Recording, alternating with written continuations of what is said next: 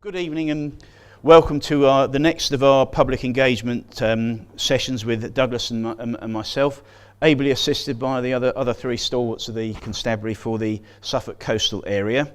Very pleased you were all able to come along on a hot, sticky, sultry evening, not necessarily the place you would like to be. So we've just got 2 or 3 slides to go through very quickly, and then, ladies and gentlemen, what we'd like you to do is to ask any question you feel is relevant, no matter how curveball, difficult or incisive. We are here very, very genuinely, Douglas, I and the others, to listen to what you've got to say, to take notes of it. Melissa over there is taking them down. And this is very much about public engagement, responding to what you need. If you think things are going very well, obviously we're pleased to receive compliments. If there are things you think need further attention, very happy to take those all on board as well. So it is a genuine two-way process, and that is one of the great things about this new role, so we can have that dialogue with the public. So let's crack on. I need to point that at the computer or the projector, and it doesn't work, so let's press enter. We'll put the way. Right, so that's a little caption. Very often start off with a Winston Churchill quote there. Let us go forward together. As things change, I'm quite sure we have got to learn to do a lot more to help ourselves, not only just within the constabulary, the wider public sector, the voluntary sector, but of course across communities. Policing in the UK is one of the finest, if not the finest model in the world, and it's policing by consent. So we have to act on that at all times. Thank you, Douglas. So the role of the PCC after that election back in November 2012, with that huge turnout. Not very good, I accept that, but we need to publicise the role. There is a big difference. It's about representing the public interest in Suffolk for a budget of £124 million of taxpayers' money, ensuring our policing needs are delivered. We're able to customise the requirements of policing here, which didn't really happen before, and that's one of the great advantages of the new regime here. Hence, setting the strategic direction. Overall, the Police and Crime Commissioner has totality for the responsibility of policing, but in actual fact the operational details, quite rightly, are entirely independent of the Police and Crime Commissioner under Douglas's leadership. So that's a really important bullock of what we've got there, that the operational policing is independent and doesn't have any political interference or anything like that at all. But we do help together to set the strategic direction, the priorities, the budget. I'm responsible for setting the precept each year, that part of the council tax demand that you have, and holding Douglas and the constabulary to account. And we need to do that in a constructive way. And that's the point. How can we all make it better? We're all on the same page of wanting to make things better. As I say, it's a very, very important, if not the most important, public service. Just about one of the only services that operates 24/7 every single day of the year for whatever happens. So it's very important we get that right. Working with partners, that is a very, very important theme, not only with just the rest of the public sector, but the voluntary sector. How can we do things better, more effectively and differently? The other major piece of work that had to be done was to publish the Police and Crime Plan, which some of you may have heard about. The strapline is making Suffolk a safer place to live, work, travel and invest. And that is the if you like, the delivery manual at a very high level for the constabulary. And it looks at the important parts of everything we do.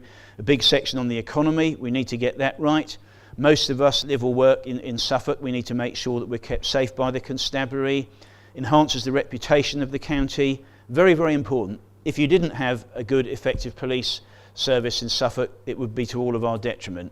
And we have a particularly good, low-cost and effective police service here in Suffolk, and that's what we need to build on. Within the plan, there are objectives: responding to emergencies, well, that goes without saying. Solving crime, we can always do better about solving crime, but what's really, really pleasing over the last year is that the trend is upwards for solving crime, and particularly in some of the more difficult areas. So overall, that's really encouraging. And of course, if you could reduce demand and prevent crime in the first place, we'd all be a great deal better off and a lot happier. That isn't as easy as it sounds. That is very much where we need to give people opportunity, making sure that people aren't socially disenfranchised, things like jobs for our youngsters and other people, getting rehabilitation right, making sure that antisocial behaviour continues on the very welcome downward trend there is at the moment. But we all have a responsibility for that, particularly those of us who are parents, the way we bring up our children, so they're taught how to behave properly and respect each other in society in a tolerant, liberal way that we should be doing. And of course, caring for victims, the victims of crime, a lot of work being done on that now. Commissioners take over responsibility for victims commissioning in October. Very pleased with the recent amount of money that we've received, the team for two main areas of work, which is serious sexual offences and domestic abuse. Two top priorities within the Police and Crime Plan. And then of course looking after vulnerable people. That could be someone who's disabled, it could be young, old, frail, different ethnic backgrounds, different cultures, doesn't matter. In Suffolk, one of the things we pride ourselves on is that respect and tolerance of people who may have a different lifestyle to ourselves. They may have different views, but they have a right to be heard like anyone else. And very quickly, consulting and engagement, that's one of the reasons we're here tonight. But just to let you know, in the first year, we received over 1,000 emails and letters. The last year of the Police Authority, which not that many people were aware of, it didn't quite get one a week, about 50 in the last year. So there's a big difference, and that is very much, ladies and gentlemen, the role of a commissioner is to be there as your active proponent, and actually as an advocate for your needs and so on through the accountability process. So that's rather different. We have monthly public surgeries which can be held in confidence. If there's any sensitive issues you wish to talk about, no problem at all. If any of you haven't got one of my business cards, you're very welcome to have one. You can contact us at any time. Great believer in consultation. We did a big survey, for example, on speeding. And what was really, really pleasing about that, we had I think we had nearly 2,000 responses in the end, but that was used by the constabulary to change the format of policing enforcement and speeding, mixed with that balance of speed awareness courses and things like that. And that is a very good example of the constabulary listening to what people said and changing and improving the way they were doing things. And that, again, probably wouldn't have happened previously. You no doubt would have heard about the control room that is now remaining in Suffolk, and we had a lot of consultation on that. And again, lots of public meetings and roadshows. We have to cover the whole of Suffolk. That's important. So every district and borough has a meeting. And the other thing that Douglas started to develop last year, which we're now joining in with, was the roadshow, where the next one is on Friday up at Lowestoft for 3 hours in the middle of the town, where anybody can come along, just happen to be passing by, if they want information, raise any questions, any concerns, on a completely informal basis, and that has proved to be very effective. I mean, we were at I don't know, 5 or 6 weeks ago, and there was a steady stream of people throughout the 3 hours, which was quite extraordinary. So that's a very good thing. And very pleased to look there at the meetings with businesses. If we don't support business, it damages the tax base that we've got here, providing opportunity and so on for everybody else. So that business crime area is particularly important. And a recent public survey, county-wide, 92% of people feel safe in Suffolk. Yes, we do have crime, but generally speaking, the Suffolk Constabulary is a low-cost, very efficient force, and the fact that we do have a lid on crime is a huge credit to the work the Constabulary does. So that's very, very important we keep up on that trend, despite the difficulties we have with the budget. Just coming to a close quickly, we thought it might be interesting for you to see, and I'll get my crib sheet because I can't remember all that. That's an analysis of the letters we've had recently in the last 6 months from the Suffolk coastal area. Those weren't the only letters we got, but of course sometimes you get emails and we've no idea where people come from by definition. But those where we did have the addresses, you can see that the majority were, not surprisingly, about the control room, because that is based in Suffolk, in Suffolk coastal. Things about police officer action. Don't think they're all complaints, because they're not. We do get compliments, which is always very, very pleasing, and we hand them on to the constabulary. Sometimes you will hear of exceptional work or diligence or something, and the public do appreciate it, and that is handed on. That's really important to know that. Talks about road policing and so on, road user behaviour, complaints about other motorists, for example, that sort of thing. Policy and procedure very often. Is this the right way to be doing things? Could you clarify why certain actions were taken? Again, all about openness and transparency. Antisocial behaviour is a fairly regular occurrence, because that is a sort of thing, whilst it may not be recorded per se as a crime, it is a confounded nuisance to people, and if only society and people could behave themselves a bit better, I'm sure the constabulary would much rather not have to deal with things like that, be it loutish behaviour, chucking litter about, or general noise and disturbance. It upsets the equilibrium, we don't need it. So that's things that we have to deal with. So that's that one. And now I'm going to hand over to the others. That is, I don't know who's doing that. Is that you, Douglas, that one? Oh, sorry, no, that's mine. Beg your pardon. Sorry, yeah, those are just a few of the actions in 2013 and 14. Galileo was about hair coursing. 99% of people who do illegal hair coursing, I think, have a previous criminal record. So we do need to focus on that, and it's been really successful. Great work done on that. Two rural specialist crime teams led by Mark Bryant. He's based at Framlingham, and that recognises the rural economy and the rural nature of where many people live. More resources have gone into the economic crime unit. The A14 summit, we are making headway with the Highways Agency, but my goodness me, it's a slow old game with them. But I don't think that perhaps would have been done before. Investment in other areas such as police cadets, we've got to do more for our youngsters, and very, very pleased to see them looking so smart and welcoming when they came in here. Great believer in giving youngsters a purpose in life, and I'm sure that holds them in good stead for the future. Looking at expanding the specials, we're making progress with that, and using their particular capabilities, for example in business crime, be it in economics, banking, finance, fraud, all these other things that we can look at.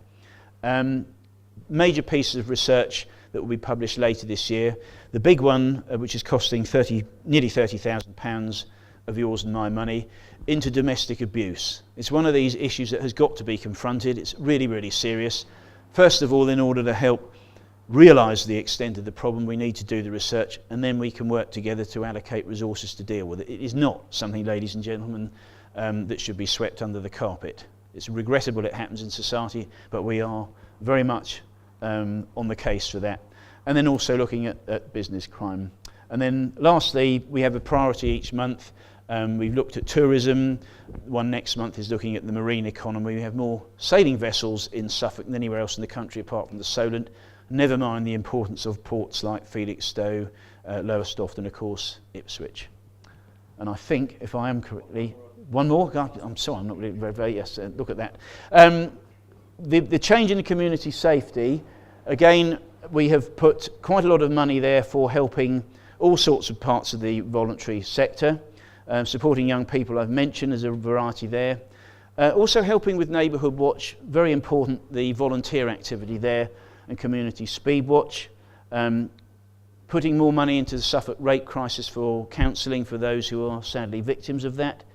Trying to deal with addiction, we spend an awful lot of your money on that. And if we could get rid ourselves of this problem in society, it would be great, but we have to be realistic, it's there. What can we do to divert people and get them off addiction? Because we know there's a big link with addiction and crime. And the youth offending service triage is to try and prevent them having a criminal record, but the carrot and stick there is we will help you, but you've got to be in the position where you wish to be helped. It's not a soft option. That's really important to make that quite clear. And then looking ahead, reviewing of all the constabulary spend, I think we have a combined work stream of 45 different areas that we're looking at the moment. How can we change the way we operate, saving money and preserving the front line? This is what this is all about, ladies and gentlemen. In straitened times financially, we need to preserve what we're doing, the really important part, the delivery there. Collaboration, that is contrary to what some people have said, the collaboration with Norfolk in various activities is very important. There never were any plans to disband that. I don't know why some people said that.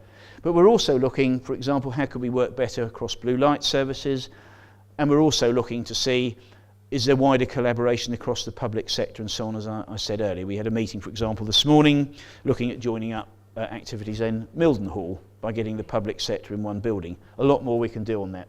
Victims commissioning I've mentioned, and then the Safer Suffolk Fund, which is this large sum of money at the top there, £300,000 of that is being administered by the Suffolk Foundation, so they can take a wider view of Suffolk as a whole, and in some cases match fund it and provide other alternatives to the funding, so we should benefit overall in Suffolk, particularly in the voluntary and community sector.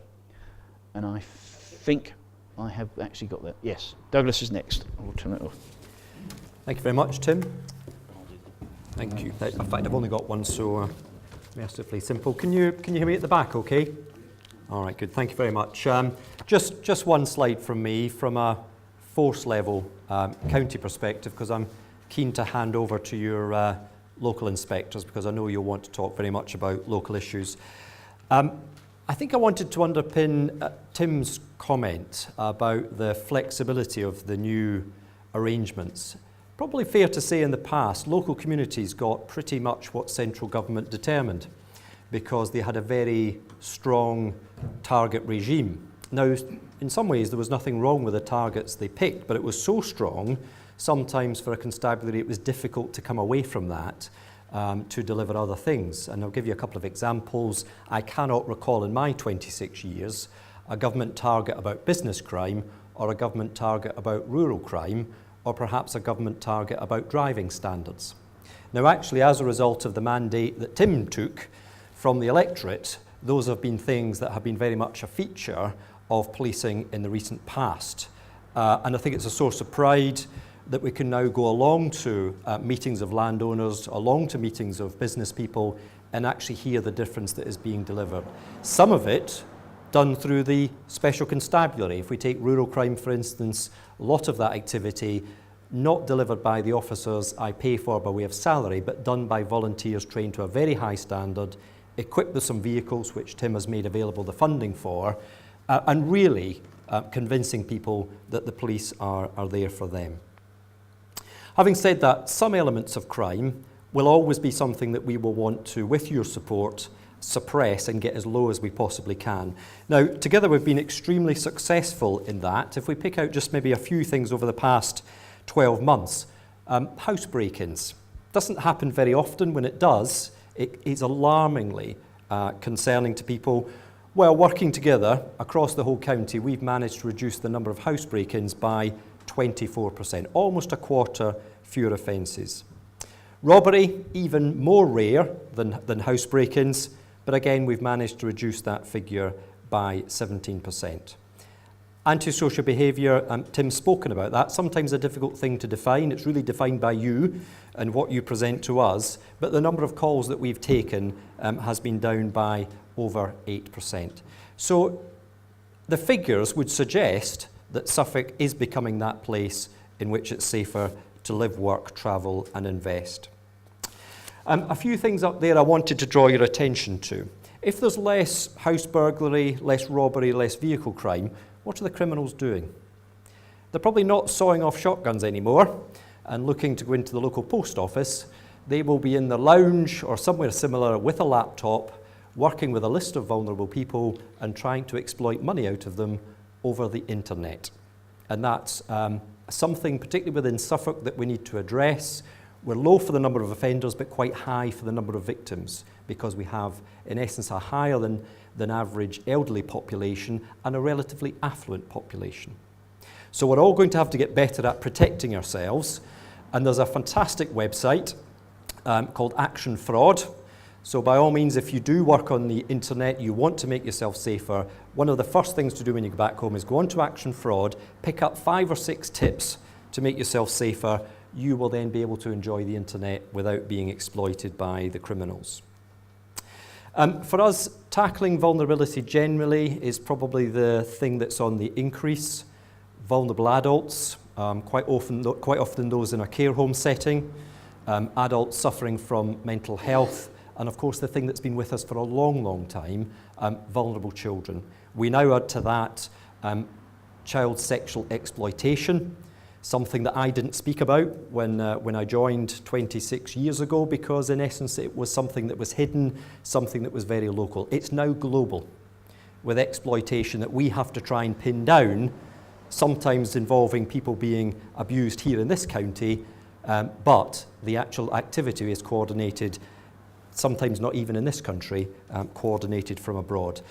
And we try to promote the importance of this work, because you as members of the public will very rarely see that activity, but we need to convince you that it's incredibly important for the safety and well-being of our local people. Back to some things that are perhaps more local and more within your sight, dealing with things that matter to our communities. One of my responsibilities is to work with my colleagues to make sure there's as much time as possible in their diaries, in the working day of their colleagues who are out serving you, to pick up on the things that matter to you and then to seek to resolve them. Now, it's not for me to determine what those things are. It's for you to do that for you to have a chance to go along to local surgeries. You can even come and see Tim and myself when we're either here in events like this or, as Tim says, in high streets. Tell us those things. We can demonstrate we are doing things differently as a result of that. General driving standards is getting a different focus than it got perhaps 18 months ago. If you looked at the statistics that were released recently, we're now doing much more work in 30 mile an hour zones than we are doing in perhaps 60 or 70 mile an hour areas, because you told us that's where you wanted the enforcement activity. Two last things to touch on. The first one I won't go on too much about because Tim's dealt with this, and it really is about the importance of collaboration. We're a low-cost, relatively small organisation. We need to find resilience from somewhere.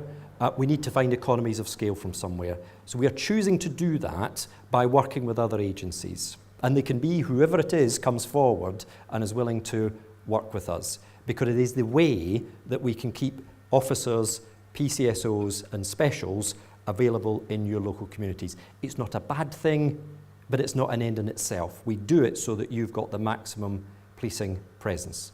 And we'll try to keep you updated as those collaboration plans continue. Some of them we think you'll really welcome. For instance, work we do with the Fire and Rescue Service to share premises, cheaper for both of us, good presence for local communities, and overall builds a better arrangement between us and other blue light services. And the last point for me is about future planning. Times are going to be difficult into the future, but we still spend and will continue to spend around about £120 million on policing. So there is money. It's a question of how we spend that money to deliver against your needs. Our desire is we spend that money better with other people to prevent more, to protect more. And that way your life gets better, my organisation can shrink without a detrimental effect on the quality of your life. And that's where our focus will be over the coming years. I'm going to close there. I'm going to hand over to your local inspectors who will give you much more interesting stuff at a local level. Thanks, Nick.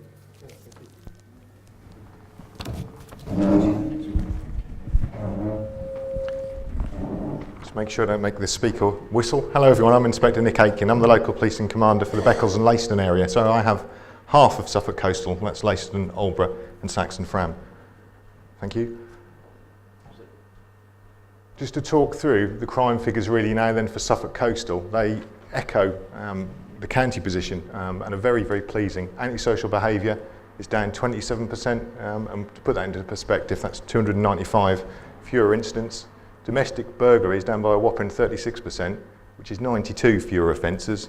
That's 92 houses less that have been broken into, and 92 fewer victims. And the solved rates for both those crime types have gone up as well, so that's really pleasing. And we really hope and work to continue that downward spiral. Thanks, Tim. And I just wanted to touch on some of the things that the local team, my local team, have been doing, just to give you a flavour of the sort of day-to-day work that goes on. Leiston, I wanted to talk about a Leiston and Aldeburgh youth forum that the team have set up. That's to engage with the young people in those towns and support them, encourage them as they develop as youngsters, but also to talk to them about what concerns they have in the local area, what sort of fears that they might have, and then to, out of that process, come up with a priority that they'd like us to work on.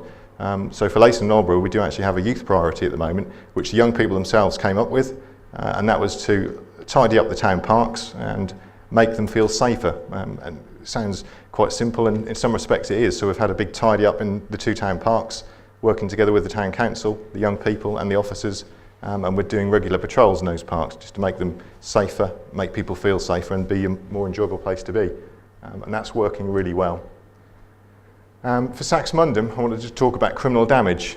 So don't panic when you see criminal damage, because criminal damage in Saxmundham is really quite low. But in December last year, we noticed a spike, and we noticed the spike pretty early on, which was a raise in criminal damage offences.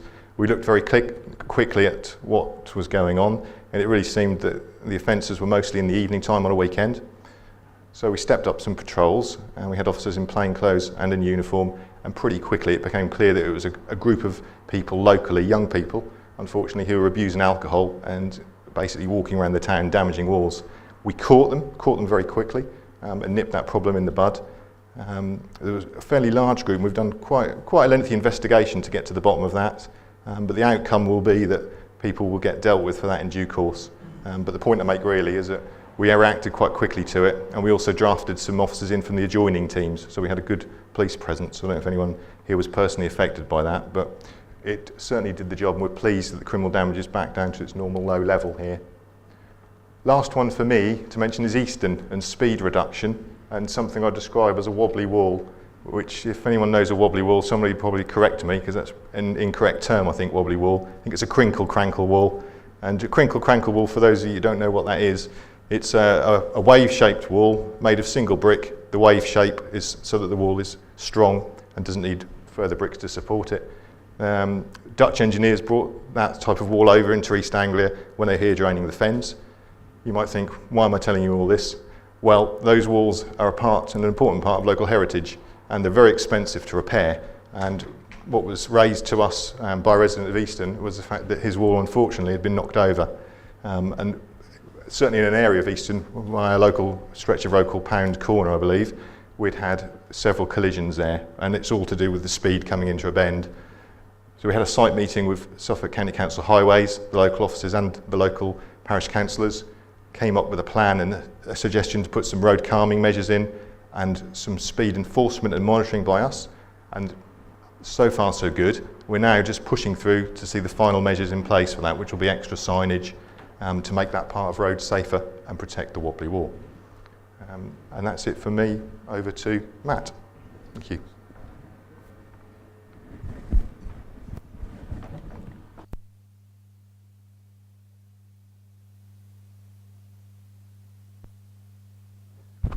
That's working. Evening, ladies and gentlemen. I'm Matt D. I'm the local policing inspector for Kesgrave, Woodbridge and Felixstowe. I'm just going to touch on some of the community issues that have been raised at Safe Neighbour Team meetings in my respective area. What we're keen to do is respond to community concerns, and there tends to be often overlap between the areas. For Kesgrave, I had issues, antisocial behaviour issues involving motor vehicles, youths congregating sort of around shops. That's replicated at Rushmere as well, a number of separate locations, and across the Kesgrave area, a number of complaints about speeding. Woodbridge, again, similar issues, and Felixstowe, a few linked. What the Safe Neighbour teams have done, they've worked together. We recognised there's certain aspects we can engineer out through sort of councils, working with councils, but a lot of times it's just educating youths, explaining the issues, the concerns of the wider community, using empathy, sort of highlighting sort of where noise has caused inconvenience and nuisance. But also there's an element of enforcement, and there'll be instances where youths that haven't got L plates on, have got defective exhausts. We've educated them, given them the opportunity to address that, and where appropriate, we've taken enforcement action, which serves as a very significant deterrent. We've done this with partners. We've worked tirelessly with other departments. Our Special Constabulary, they've been a huge asset to us, and we've run a number of operations, one called Operation Daddy, and the second one, I think they weren't too sure what to call that, so they called that Operation Daddy 2. That was an excellent operation because it gave the Special Constabulary a lot of ownership. They're all volunteers, lots of enthusiasm. They're often younger in service, and this operation, or these operations, gave them the opportunity to stop vehicles, working with roads policing officers, going into detail, and where appropriate there were prohibition notices served. We also worked with the Vehicle Operators Service Agency, VOSA, on that a number of times. So those type of operations are very effective. But we do, wherever possible, we listen to the community and respond to your needs, your issues and concerns. And if you don't tell us, we're very limited in what we can do to address the problem. So opportunities like tonight is a really, really good forum, an opportunity to raise any concerns. We can then progress and respond accordingly. Thank you.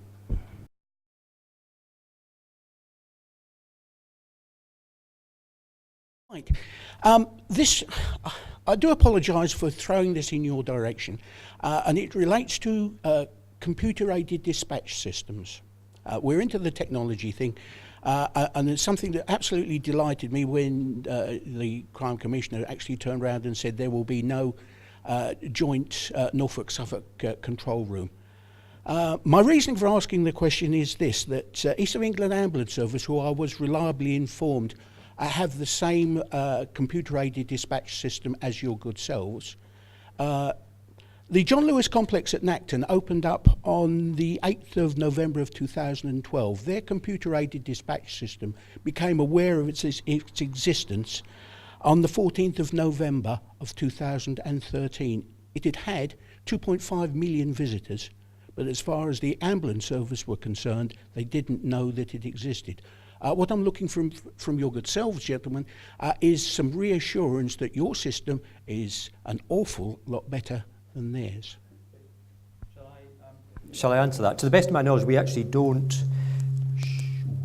share technology with the ambulance service apart from our radio network, and clearly that's quite important if we are responding to things that we can communicate.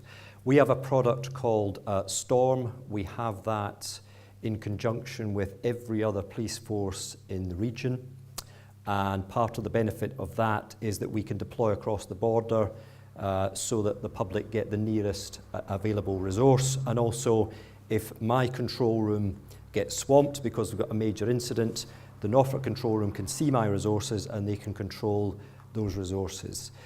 It's sufficiently flexible that what we've been able to do is to build up a local gazetteer within that system so that things that are possibly not on the map but that locally people refer to are recognised by the system. So if somebody wants to ring in and talk about the wobbly wall, or what was the phrase that you used, or 5 ways, or those sorts of phrases, the system will understand what's being talked about. So we put a lot of effort into building that up.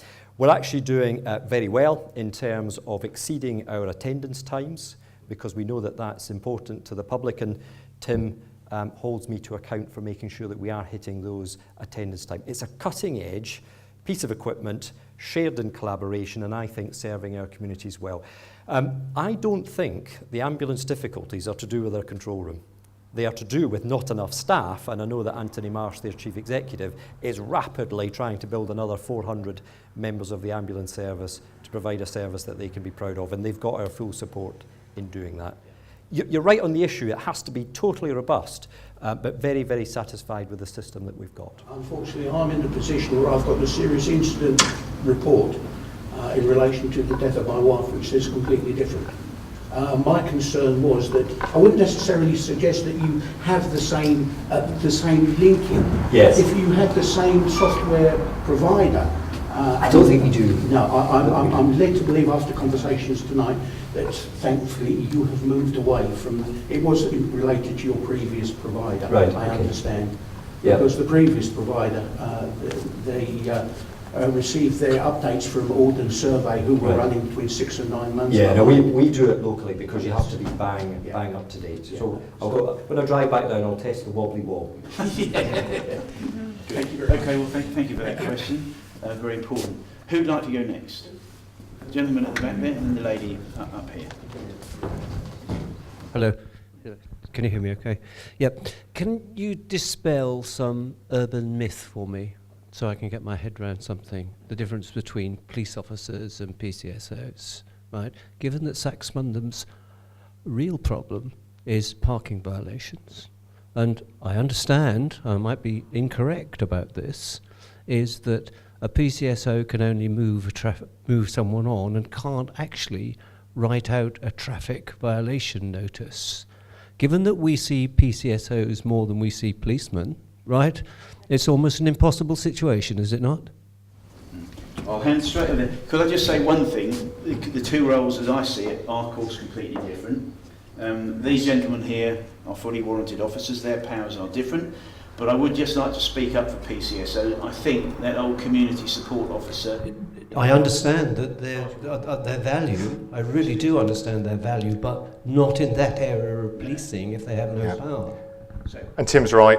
they're not police officers, their role's different. Eyes and ears of the police would be one way to describe part of what they do. It's an urban myth that they can't write tickets. Yes, they can, for all the stationary parking offences, and they should be doing so, but I can speak to you off the meeting if you've got specific details where there's a problem. I know we've got a priority for Saxmundham at the moment around where the primary school is, but there's a difficulty with enforcing the parking because the lineage isn't in yet.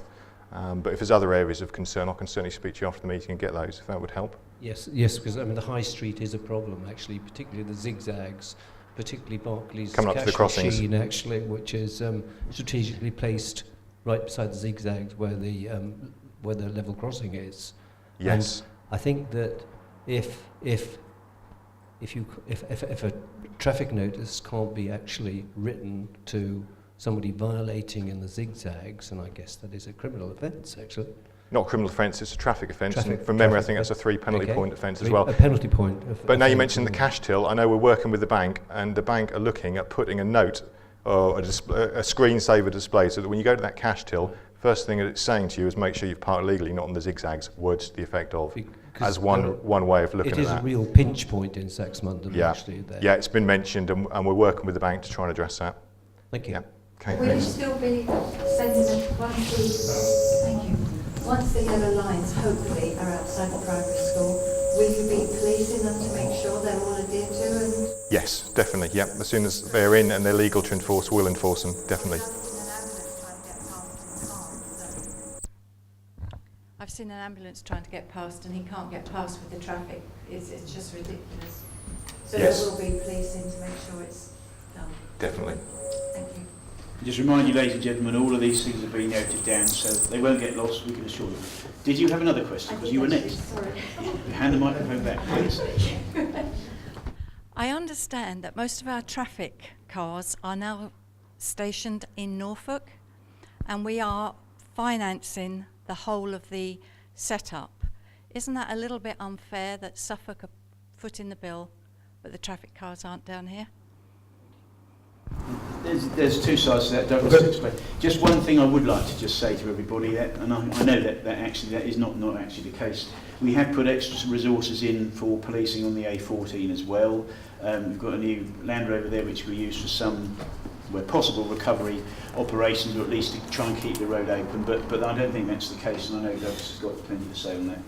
Yeah, there is a point I'll concede, but in support of what Tim said, I mean, to be honest, as a small constabulary, I cannot in isolation manage the risks around firearms, dog support and roads policing. You know, big incidents basically would overwhelm us, just because we've had to reduce the numbers. Norfolk are the same, but the way in which we manage the risk is to combine. So if you've got a need in this area, I can pull in a whole lot of firearms officers, a whole lot of roads policing officers, to be able to manage the extraordinary risks. So that's why we collaborate. Now, you are covered by a mixture of the unit at Acle, which is over the border, and the unit at Martlesham.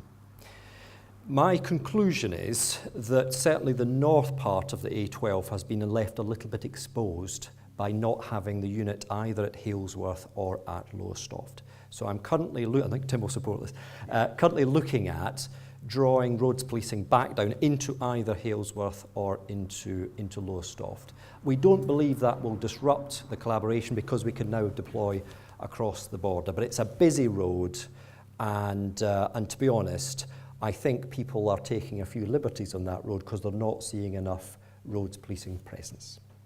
And I'll keep the community updated as soon as we come to a final decision. I understand that you have to sort of do your resources. I do appreciate finances and restrictions, but aren't we as Suffolk bailing out Norfolk? No, because they pay a smaller amount of the collaboration than you do here in Suffolk. They're a bigger force, and we are accessing a bigger pool of resources than they can access. So actually there's lots to the benefit of Suffolk in this collaboration. Now, the other thing to remember, of course, we don't collaborate at all in respect of all of your local policing. All of your PCSOs are dedicated to you, all of your neighbourhood officers are dedicated to you, as well as the response cover here. We're just collectively buying a bigger pool of resilience for things that can happen, but they happen very, very rarely. And I could just reassure you on that. The current split when it comes to finances on collaborated units, Norfolk pay around 56% of the cost because they're bigger, as Douglas said. We pay 44%, so it is not the case that we're actually bailing out Norfolk. It's genuinely done on a sensible cost sharing so that nobody's bailing out anybody. If we get that greater resilience, that's fine. And you know, it was always the case, ladies and gentlemen, this decision about the collaborated protective service unit, I think is a good thing. It was both done before Douglas and I were on the scene. And we are always open to looking if there are any ruffles in the scheme, things that are not quite working, and that is why this sort of meeting is valuable. If it's not quite right, and this was a concern brought by many people, in fact I think one of the first meetings I ever went to was I saw Nick up at Halesworth, and there was concern up at Halesworth, has that been overdone? Now there's been the chance to look at it, and that's why it's being reviewed. So we need to make sure, and I'm here to look after Suffolk, not Norfolk, and I'm not saying that in a disparaging way. We need to make sure that things are right in Suffolk. If we can do that through collaboration, so much the better. And that is a mature, sensible way to do it, as opposed to being over-partisan, and that's what it's about. So all the buildings that Suffolk is selling, the police stations and everything like that, is that going into the Suffolk coffers? Yes, without doubt. No question at all about that. So don't worry about that in any shape or form. Definitely. Gentleman over here. Good evening. Yes. We've heard from the officers present that things have been going very well, and they've, dealing with a lot of our problems very efficiently. But is this going to become a double-edged sword in the sense that if the crime figures drop, will there be a reduction in officers of local officers, etc.? Because obviously you are required to make reductions in your overall costs, I know. And if you're not careful, if you did reduce any of the forces, then we'd go back up the Right. crime wave again, wouldn't we? Douglas no doubt will want to comment on that. I'll just make two comments on this. First of all, we've got to look at the figures of recorded crime figures, and that continues to go down. But of course, that isn't the whole story. If you look at the Crime Survey of England and Wales, which deals with wider crime, that is also going down. However, one of the things that we've all been concerned about over the last year or so is the changing pattern of crime and demand, particularly like cyber and internet-enabled crime. That doesn't really get recorded anywhere, and that's not the sort of thing you will see or notice walking down the street. And that's why we're looking at more resources going in, if you like, behind the scenes. It is frontline, but not as obvious as you and I would see with people in a uniform on the street. So we've got to be mindful of that. But if you go back, I think, 20 years or so, we have around 1,200 frontline policemen and women, as well as specials and PCSOs. If you go back, I think, about 20 years ago, when I believe crime figures were high, recorded crime figures, we just had 1,000 police officers and no PCSOs, and yes, we had specials. So it's not just the absolute numbers, this is what I'm trying to say, it's actually how well or effectively we deploy, and what can we do as a community to reduce demand as well. So we are committed to preserving the front line as far as we possibly can, but we do need to think there are other ways perhaps of doing it, much more on crime prevention, working with the voluntary sector in order to reduce demand, and as Douglas was saying earlier, more advice on how we can keep each other safe, be it at home, business and so on. So it's actually quite a complicated area to look at, and there is no one silver bullet that solves it all. But Douglas, I'm sure you'd like to comment on... I would just say that to go. Oh, all right. It wasn't meant to be either.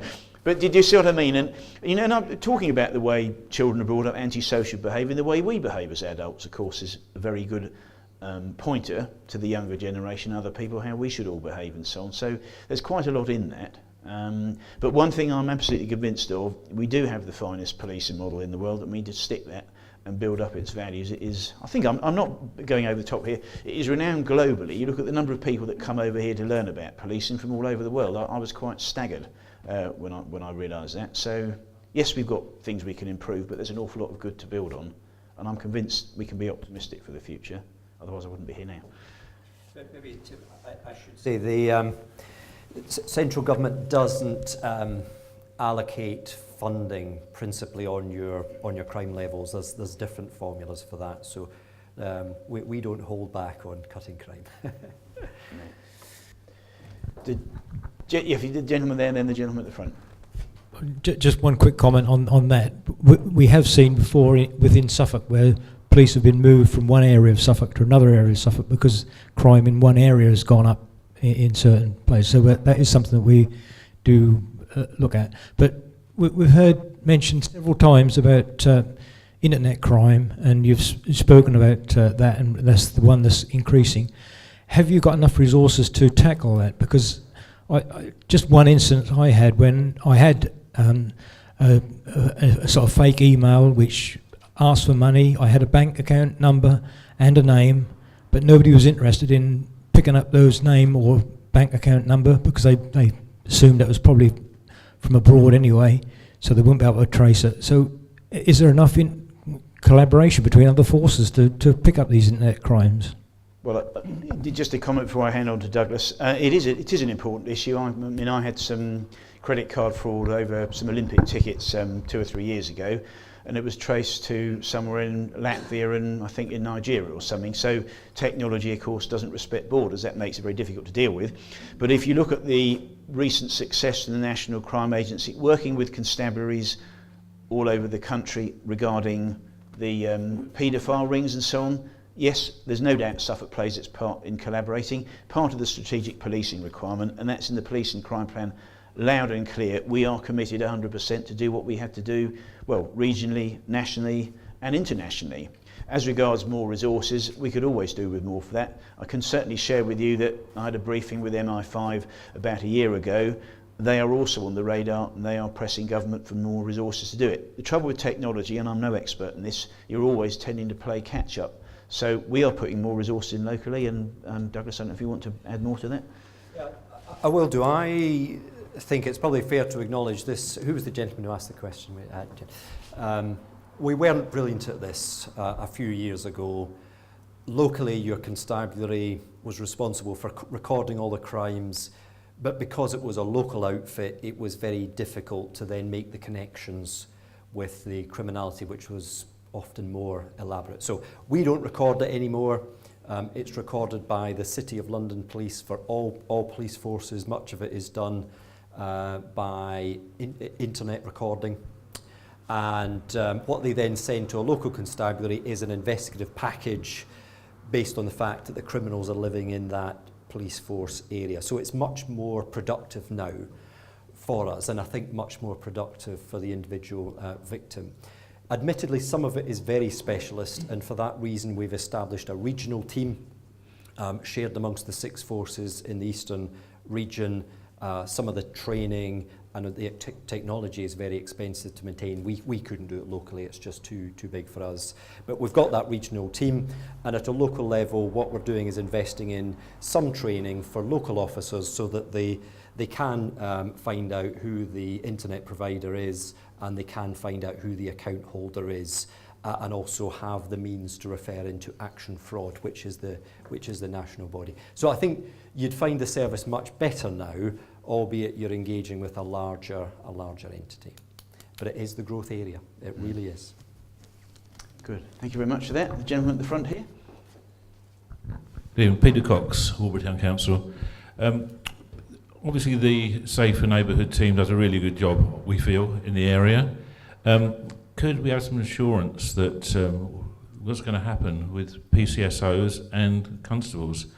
Will we still be getting the same balance over the next few years, or are you looking at cutting that back as they've done in Norfolk? One of the first things to make absolutely clear is we will, as I said earlier, and Douglas said, we do what we possibly can to preserve the front line. One thing I can certainly reassure you, there are no plans to get rid of Safer Neighbourhood teams or anything like that. It is in the police and crime plan. Whether the actual format, the layout, of course, adapts and changes is fine, but one exciting piece of work we are actually looking at is if you go back, I think, 8 or 9 years, there was a concept of Safer Neighbourhood teams which was not just about policing. It was about the Safer Neighbourhood team per se, involving all sorts of other agencies. Now that's some work that we are collectively looking at resurrecting, so there is a real commitment to the Safer Neighbourhood team, the concept community policing. That is the bedrock of what we've got here in Suffolk. The Norfolk plans I don't know anything about, but we're not embarking on that same sort of approach here. No, we're doing what we can to preserve it. There may be changes within the makeup of the safer neighbourhood teams, but we are doing whatever we possibly can to preserve it and look at perhaps refreshing that concept. So, Douglas, I don't know if there's anything to add to that, really. I think that's a really fair description of where we are, and I think the important thing is for this year and for next year, the way in which we currently work is absolutely fine. We can afford to keep going the way we are, because I think that's really appreciated. Beyond that, I think we have to consider different ways of delivering. And you know, I'd love to get to that position where we're better tied in with the County Council, health providers, because I think we would do more prevention and more protection in that way. But given that we've got 2 years to plan this, to talk with communities and to think of different ways of delivering, let's not rush into it. Let's leave ourselves that time to work on it, but make sure that you understand the changes that we are going to make. Because I can't magic up numbers of officers or numbers of PCSOs, but the commitment will be to continue to work with communities, because if we lose that, we lose the very basic model of policing in this country. And I can certainly reassure you there's a huge amount of work that we've just started on, working across all sorts of agencies. We discussed this on Friday. We have people from the voluntary sector, even the health communities are engaging, which hasn't happened before, mental health. We've got a very good example of where there are 2 mental health practitioners working with the constabulary. And if I could just share this with you, ladies and gentlemen, one of the things that I think is quite unfair and the added pressure on the constabulary budget, if something goes wrong, I said right at the beginning, that is the one service that's there to pick up the pieces 24/7. It is not the constabulary's job to act as a quasi-ambulance paramedic. Of course they're there to help, but I do think there needs to be a recognition that sometimes, on some evenings, 30, maybe 40% of time is used up dealing with people with mental health issues. Now they have to be dealt with, but I don't think it's entirely reasonable that all of that resource should come from the constabulary budget. And that's something, as the Suffolk Police Crime Commissioner, we need to have that debate, and there needs to be a more equitable allocation of resources. I know it's all taxpayers' money, and it's all yours and all of ours money, but actually that extra pressure doesn't help, and I think there needs to be recognition of that, and it's not all going to be one way. If you're saying if the resources are there, are you financial resources, presumably you mean? Yes. It would be very interesting to know how much something like, i.e. the precept would go up to remain the same as we are now. So what your shortfall would be and what it would mean on the precept for the county. That sounds like a slightly curveball question for me, because I have to set the precept, obviously in discussion with the constabulary. We are collectively looking at every single item of expenditure, leaving no stone unturned. You'll probably remember at the time of the last precept there was this rather daft argument between government departments as whether you would trigger a referendum if you put it up 1.5% or 2%. And frankly, 0.5% is neither here nor there. I can't think of any business or any organisation, voluntary or public sector, where 0.5% is going to be the critical issue overall. One thing that did help this year was that the previous freeze grant money was incorporated into the base budget. So actually, we have more cash this year than there was last year, etc. So without trying to get too detailed, we look at the precept on a year-by-year basis, but do remember, for the last 3 or 4 years, we have inevitably been constrained about how much you can put it up. The key to it, without wishing to bore anyone, ladies and gentlemen, there is quite a lot of government funding opportunity available if you're going to transform the services. Not just in the police. We had the Innovation Fund, we got quite a lot of money for automatic number plate recognition and the enterprise resource planning that we're doing, so that was very, very welcome. But there is a transformation challenge award across the whole of the public sector and voluntary sector linking up, and we need to make sure that collectively in Suffolk, joined up in Suffolk, not just the constabulary, everybody is there to take advantage of that funding. And I can say this because I've lived in Suffolk all my life, sometimes we're far too backward at coming forward. We don't take or make the best of the opportunities available, and that's something we're very keen on, getting that extra money in. And the last thing I would say on that, if we've got some cracking ideas to sort things out, rather than waiting for government to say, well, here's a pot of money available, well, let's go and talk to government. We want to be quite innovative, give us some help. So we're all on that case, so I hope I can reassure you in that slightly roundabout way, but I can't tell you what the precept will be in a year or 2 years' time because we don't know what the settlement is. Just one quickie, if you could come back to us sometime and let us know what's happening on the police station in Aldborough. We don't have to do it tonight, but it'd be nice to know. Yes, we are. I did promise the town council when we know exactly where we're going, we do that, and that still stands. Yeah, I will definitely do that. We've got that in the book, so I shall get reminded by Melissa not to forget, definitely. Thank you. Anyone else who got a question? May we have that gentleman there? He hasn't said one before, then we will definitely come back to you. And the gentleman going back to traffic matters, when I'm driving, my two biggest bugbears are tailgaters and people who use mobile phones. Can I ask what the police are currently doing to curtail those activities, and whether I as an individual can do anything? That is very definitely operational. I will hand that one over to you. I'll invite the local inspectors just to set out perhaps the particular areas of driving standards that they are focusing on. We've got a good range of tactics available for this now. We are finding that if we don't necessarily take people to court for some of these issues, but we put them into diversion schemes, the longer term effect on their driving behaviour is more positive and more sustained. So we're putting lots and lots of people through those schemes. In reality, it's perhaps back to the lady's point, we do need to have our people on our roads to be able to catch people, particularly for using mobile phones, and the presence of a police officer will have a moderating effect on that. So largely we can be successful, but we know we've got to commit the resources to that. Tailgating, people tend not to do it around the police, but you'll be aware that we have got new powers, not so relevant in lots of our areas, where people hogging middle lanes, doing things like that can be dealt with quite specifically now for those offences. But I don't know whether colleagues want to speak about local efforts to deal with driving standards and driving behaviour. I think the only thing I'd add to what Mr. Paxton said, community can really play a vital role in this. We've got a number of community speed watch schemes dotted around the county. I've got 3 in one of my Safe Neighbour team areas, Woodbridge. And they are very, very effective. You'll get members of the public get together, will invest and buy a speed detection device, and offending drivers will be sent a letter. And invariably, I say invariably, there'll be many instances that shot across the bows will serve as a good deterrent. If people come time and time again, then there's obviously more formal processes we can go down. But certainly, as Mr. Paxton has sort of covered, diversion is very much a good and positive thing. But there always will be an individual that won't take that advice. So by all means, report it, whether that's to your PCC. If you've got regular offenders, let us know about it. Thank you. Could I just add that the diversionary tactics, or the courses of speed awareness or mobile phone awareness, or whatever the courses are called, that are run locally, the surplus revenue generated from that, where you pay either 85 or 90 quid instead of having points on your licence, the surplus money there is ring-fenced to be used to improve road safety in Suffolk. It doesn't go anywhere else. It doesn't go directly into the constabulary funds. It's not a revenue-raising exercise for them. It is genuinely used to look at ways, for example, of improved driving standards for younger people or older people or anything like that, looking at supporting community speed watch.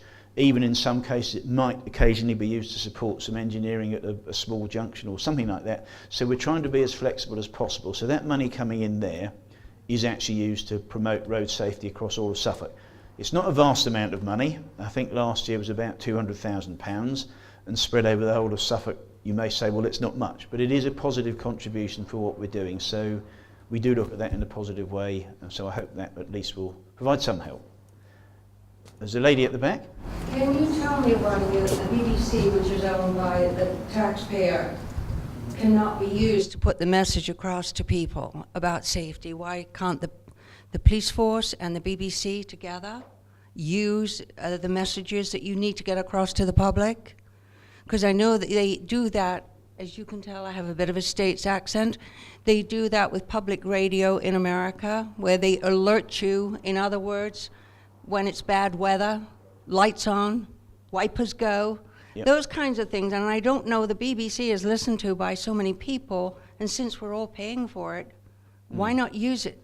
Well, I think it's a very good idea. To be fair, certainly to local radio, I think when it comes to problems like the floods on the coast, you know. About the big guys. Well, no, I Yeah. agree. I think I agree with you, and they do put warnings out, but perhaps not on a formal basis, and that would be a Yeah. very good idea, and we'll certainly take that forward. But locally, in addition to that, I think BBC Radio Suffolk does a very, very good job at supporting, and all the other smaller radio stations, Oh, to sure. be fair. Yeah, no, But I I do hear that. agree. Perhaps sometimes there ought to be more of a statutory. Well, yeah, because they approach. have such a large audience, and I'm talking about crime generally. You know, make people aware, and because they listen to the music, and just to slip a 1 second in every so often, Yeah. it goes with the music and the type of person that you're trying to reach.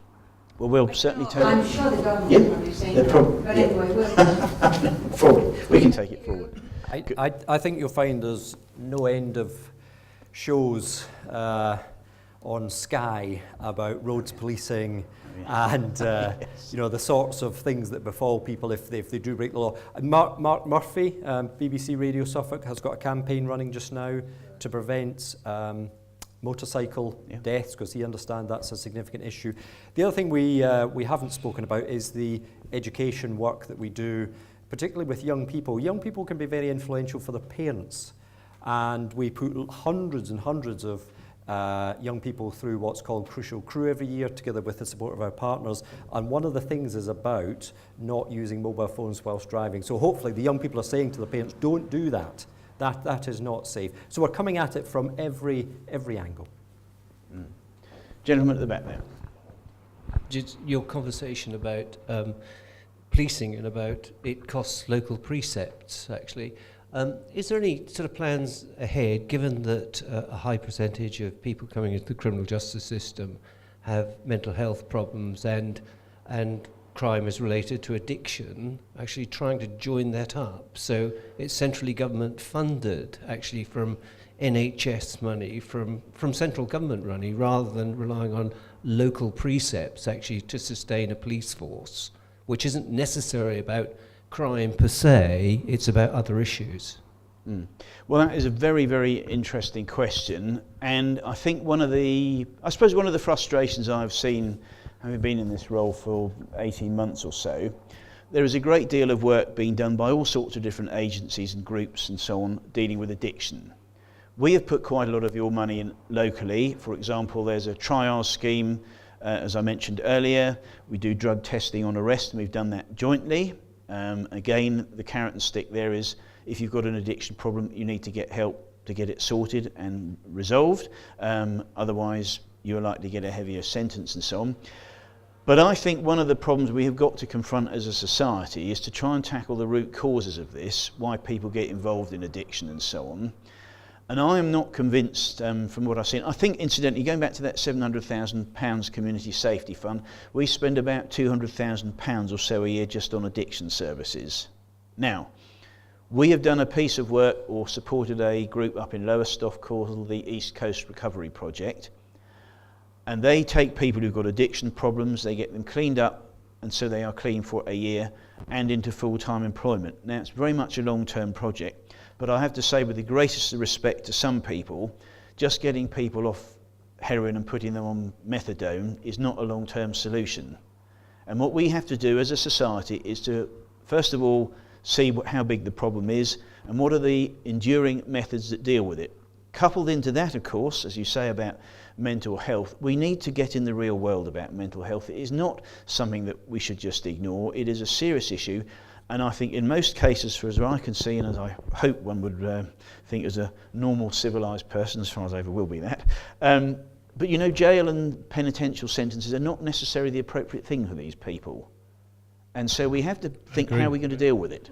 It is not lock them all up and have done with it. There is a time and a place for people like that who are genuine miscreants, but we need to tackle the causes of this much better, have a better understanding.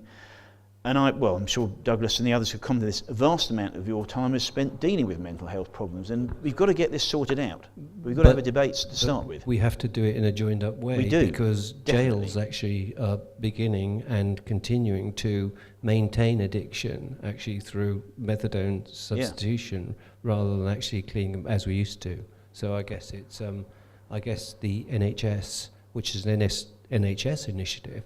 So I think that we all have to think the same, actually. before we change things. And one of the other new things that the government has charged everybody with all over the country, the health and wellbeing boards. This is relatively new, but that is an attempt to try and get things to join up. Believe you me, it can be quite torturous getting about 12 agencies to agree to even sit round the table. But that is a start. We've got clinical commissioning groups in mind, the hospitals, mental health, etc. But there wasn't really a proper forum for that before. And I think some of us who are privileged to be in a leadership position have got to be pretty determined and resilient that we do need to solve it, because it costs us all a vast amount of money, and what we do not need is more of the same, because we simply don't have the resources between us. And I think your comment about joining it up is actually important. And that is where I think public opinion has got a role to play. Work with speeding on a localised basis, so it can be done, but we do need people to, if you like, throw off the shackles of cynicism and actually hold people like us to account. Look, we need to deal with this, and we need to deal with it seriously, because otherwise we'll just end up with more of the same, and that would be somewhat depressing. So I'm right behind that. I know we both are. I know we are. So we'll try. We'll definitely try. Lady at the back there. Can you tell us, please? Can you tell us, please, how many community police officers we have here in Saxmundham? I certainly can't. I would have to hand that over. That's operational, definitely. And we have 2 for Saxmundham, Thora Taylor and Jamie Newson. I'm sorry, I thought they were community support officers.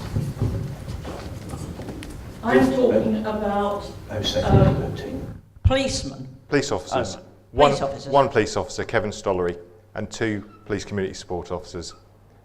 Right, okay. Well, I'm sorry to have to say this, and I you know, you may call me a gloom and doom merchant, but as a town councillor and also as one of the 2 district councillors, I am very often asked why we never see a policeman in Saxmundham. We never see a policeman in Saxmundham. Now, okay, perhaps we don't recognise them because they're in plain clothes. I don't know. But we never see a uniformed police officer here. And I'm sorry, it doesn't bother me particularly personally, because I know that I'm living in a fairly safe environment, and I was born and brought up in London, and it's quite different there, I know. But a lot of local people expect to see a policeman occasionally. It gives them a feeling of safety. They like to see a policeman going down the high street occasionally. But we don't see a policeman going down the high street occasionally. I don't think I'm alone in saying that. Mary, perhaps if I could just go on. cut in and answer that one, as the local sergeant for the area. Well done, Nigel. Sorry, thanks, Mary. Just to answer that, as the local sergeant for the area, I don't get out and about as much as PCs do, obviously, because I have other duties to do from the supervisory point of view. But on the occasions when I have put on my top hat and walked around Saxmundham, for instance, I get greeted with a lot of, well, it's lovely to see a policeman out and about. So I do get out sometimes, not as often as I perhaps used to when I was younger as a PC, and not as much as I would like to, but it certainly does happen occasionally. But it's one of those things, unfortunately, with the limited resources that we do have with one sergeant, one PC, who often does get called out to do other things, and he covers a larger area as well as just the town of Saxmundham, as you appreciate. That's why you don't see him out and about on foot very often, but we cover that a lot of the time, of course, with our PCSOs as well as a backup. Yeah, I'm fully appreciative of everything that the PCSOs do, that they do a good job. But I, like you, in public service, have to deal with these people who are continually saying to me, where are the policemen? Haven't seen one. Well, I think there's also another area, but I don't know, Douglas, whether you want to, there's a difference also about response if there's an incident as well. Yeah, so I mean, Tim's right. Fear not, over and above the officers and the PCSOs that Nick sets out, you've got a level of policing that sits available should you ring in 39s or 101 and need somebody to come out to you. Can I agree with you, however, about the importance of a presence? We are designing what we're calling visibility plans, which invites the local inspectors to work out where their people could be to get maximum visibility. And also when our people are out and about, they are putting a good effort into seeing the local shopkeepers, visiting the places where the public tend to go most. But in fact, police car just went past. not staged. Can I say, now, can I say one last thing? You'll forgive the local officers for getting a little bit frustrated because they will do a lot of patrol, but the chances of you as an individual member of the public seeing that are quite small. So for our local officers alone, and I'll tell you why it's only for local officers, we're actually looking to bring in some technology, if you like the internet, where you can see where your local people have been patrolling, how often and when.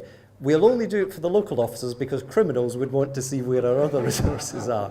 But for the people that are very transparent, we think it's quite helpful that they can see, well, I've not seen a police officer or a PCSO in recent months. Well, you'll be able to just go onto the software and find out where they've been because it should be transparent like that. Yes, but I'm sure you will agree with me that not everybody has got the internet. No, I agree. Not everybody is familiar with using a computer. I know. We have a large number of very elderly people in this town. Yes. And they are people who traditionally want to see a policeman. Yes. And that's why I'm saying that the other part of the equation is to get into the shopping centre, because that's why we go to the shopping centres and the high streets and the marketplaces, because we know that's where lots of people are. So we're trying to up our game, but do remember, there are not dozens and dozens and dozens of people. There are a small number that we need to use as cleverly as possible. Patrol car just went past. Can we just, and then we'll come to you, sir, and then we'll come to the lady. Could I just say in your defence that at 2 o'clock this afternoon I did see a policeman walking down the high street and it wasn't Kevin. And that wasn't staged. But probably, John, that was because this meeting was going to No, we're not that. But seriously, we do take that point. We're always talking about visibility. Maybe there are other things we can do to reassure the visible presence. Obviously, you have undercover cars. We don't want them marked. But there could be other opportunities for making sure that presence is more visible. So there's a lady there, then we will come to we haven't. I agree. I've come back from Southampton to live here, and in 3.5 years, until today, I was told there was a policeman at 2 o'clock. And while I were waiting for you to come this evening, because I'm the caretaker here, a police car drew up outside, took the notice away, and there was somebody parked illegally outside the bank, and they told them to move. And that is the only time I've ever seen a policeman here. And it was because you were coming tonight. Well, certainly nothing to do with me. Yeah, but no. But thank you for raising it. The lady here, then I'll come to the gentleman. Thank you. My husband was a policeman for 30 years in the Met, and since he's retired 12 years ago, I know policing has changed dramatically. But you're saying your presence in the community. He saw an accident on last Wednesday going down towards Southwold. In the lay-by, there were about 4 or 5 police cars, policemen, smoking, chewing gum, really scruffy. He told them about the accident. Yeah, okay, mate, and carried on talking. That's not how police should be.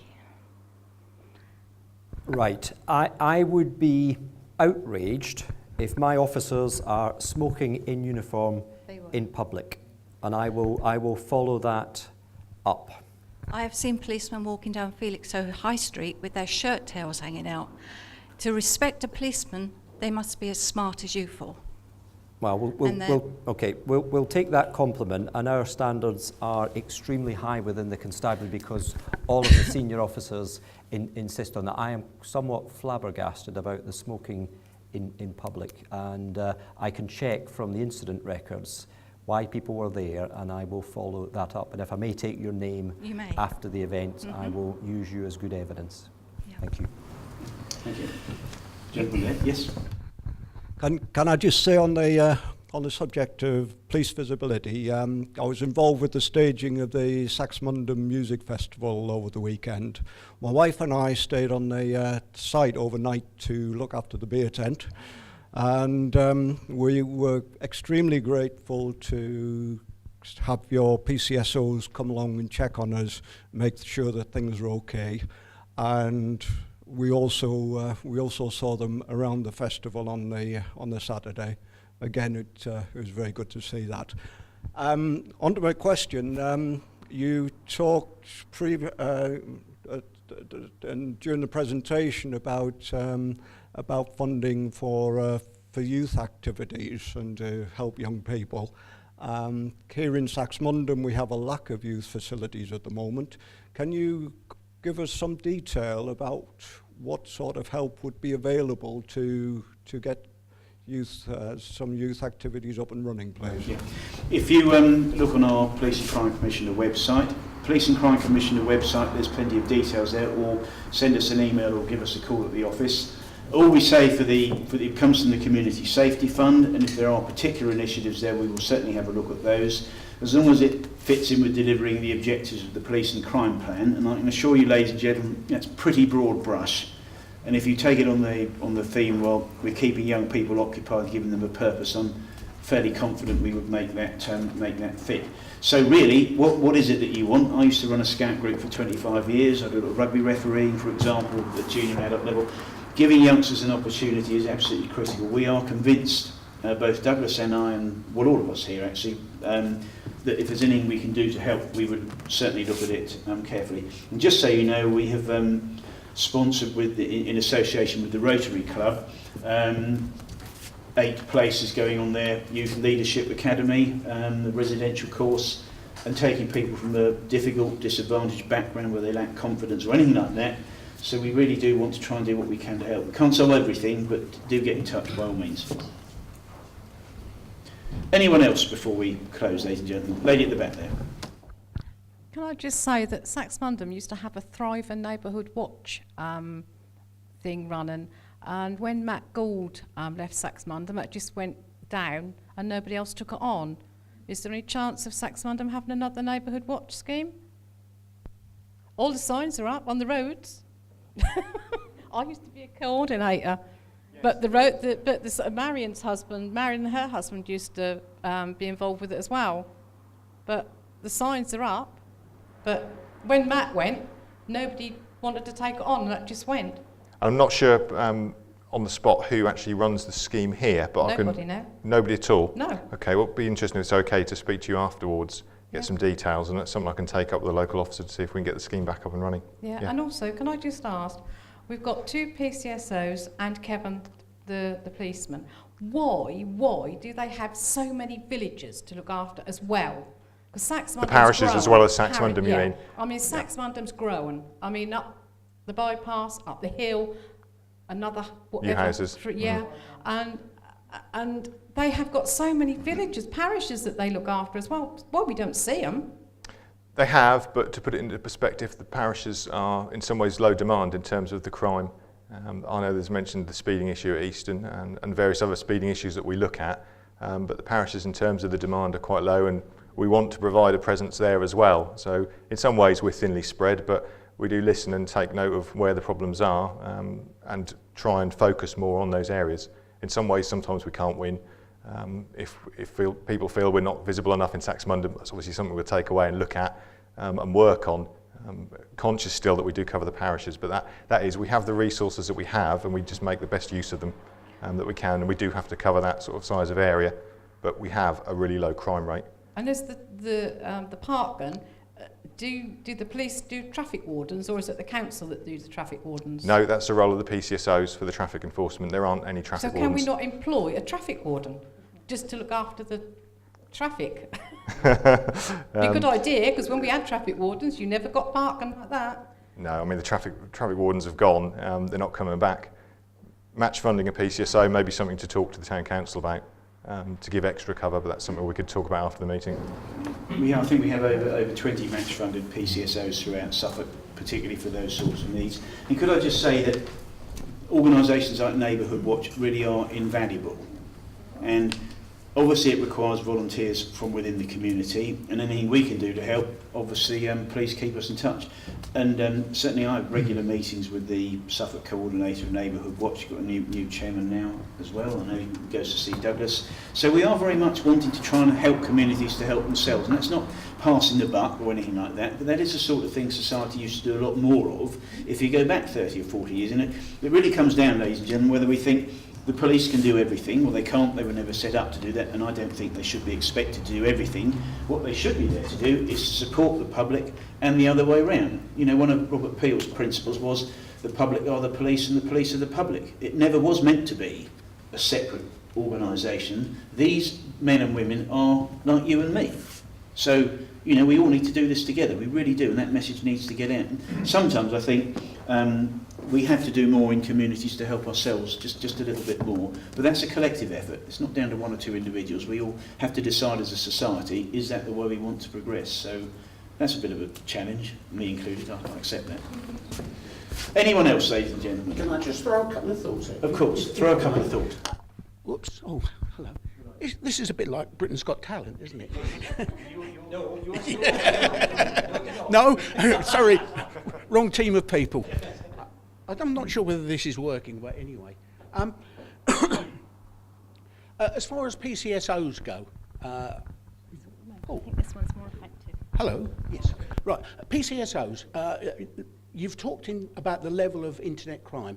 I'm from Rendlesham, and we have got a very, very good PCSO there, a gentleman called Graham Hawkes, who's one of his tasks that he's taken on board, and I don't know whether this comes from force directives or not, is to actually remind those of a certain age, shall we say, about the problems of internet crime.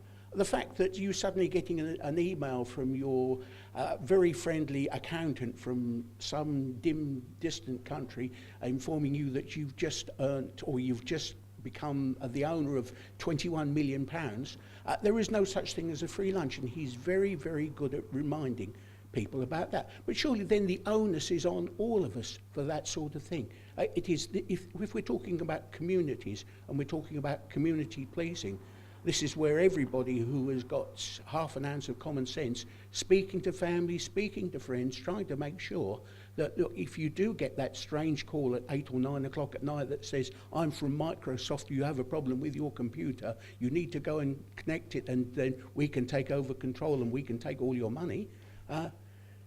If we're reminding people about that, then that's got to go an awful long way. So, yeah, PCSOs and they do help.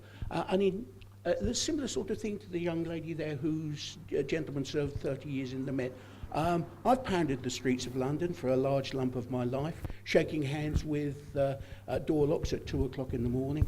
I too was appalled just recently when the ice cream van turned up at the square at Wicker Market and the patrol car pulled up. There was no attempt to get the ice cream discreetly, which was what would have happened in the old days. It was, hello, I've got my 99, and to stand there licking my 99 in uniform in full view of everybody. Oh dear, it's just not proper. So perhaps standards do need to change just a little bit. Perhaps, but that's me being senile and somewhat demented. Old people are the same. It says he's getting to his feet now. Okay, let's not glance back with rose-tinted spectacles. There were some shameful things in policing in decades gone by.